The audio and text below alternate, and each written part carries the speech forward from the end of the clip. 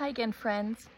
So I figured I might as well sit here and talk to you while I'm waiting for all of the rest of the swarm to move into the box, and do a continuation of yesterday about the three lies. The three lies that are ingrained in our collective consciousness, and the three lies that must be transformed to enter back into a sacred relationship with the bees, as well as be of the highest service in the healing and course correcting of humanity and the transformation of the planet. I just love all that buzzing around me.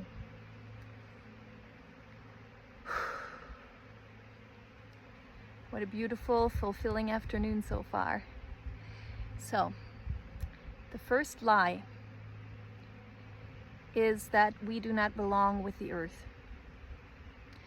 That the earth would be better off without us as human beings. And that we're the problem. This is so deeply ingrained that even in our dictionary definition of nature, human beings are completely written out of that definition. Like, we have written ourselves out of the very definition of nature and the earth.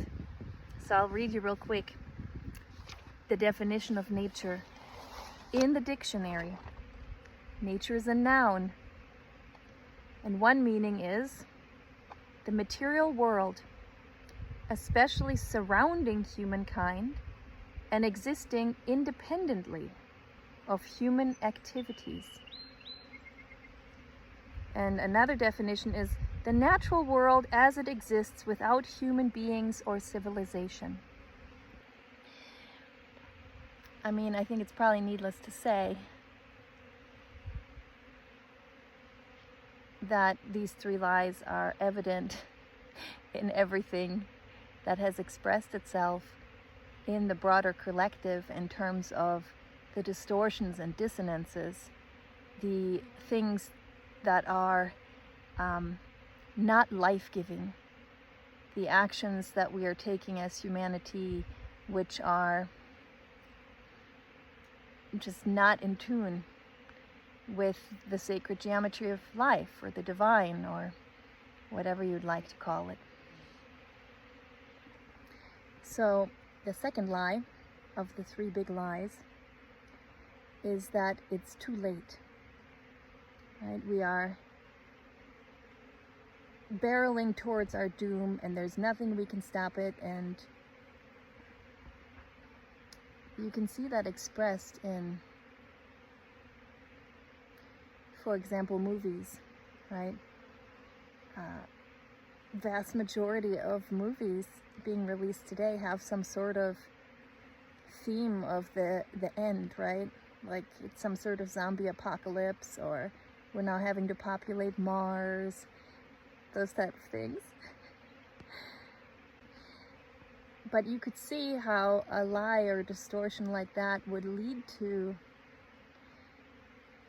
it being a self-fulfilling prophecy, right? First of all, there's nothing more painful for human beings than to cut ourselves off in our thought life from the regeneration of life. So you can obviously see how that is a self-fulfilling prophecy, that our actions match that belief, that it's too late, right? It's the second lie, this distortion, is a misunderstanding of the apocalypse, or the great unveiling, or what I like to call a big nodal point in the cycles of the earth.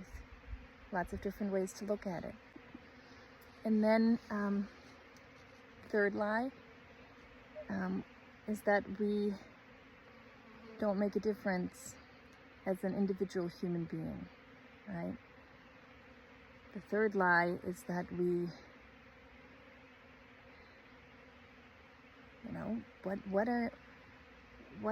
what are my actions good for, right? There are 8 billion people in the world. What difference am I going to make? And nothing could be further from the truth. When you begin to move back into an inner picture of wholeness, even sacred geometry, right? That we are a microcosm of the macrocosm. That we as individuals are fractals of all of humanity. However you want to look at it. Nothing is further from the truth of us not making a difference as individuals. So this thing I was talking about yesterday, about the importance of remembering the spiritual world, or the unseen, right? That which connects us all, as well as remembering who we really are. What it really is a remembering of wholeness, right? Wholeness. And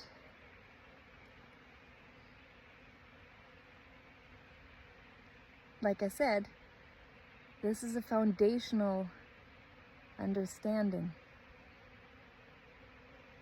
to move back into our sacred task with the bees and with the earth and with each other. And the truth of what's happening is that we live in amazing times of change, and there are many people who know, or maybe they're remembering or waking up to remembering, that they incarnated right now for a reason, that they have a big mission having to do with the healing and course correcting of humanity and that transformation of the earth.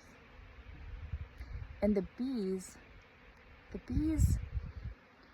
are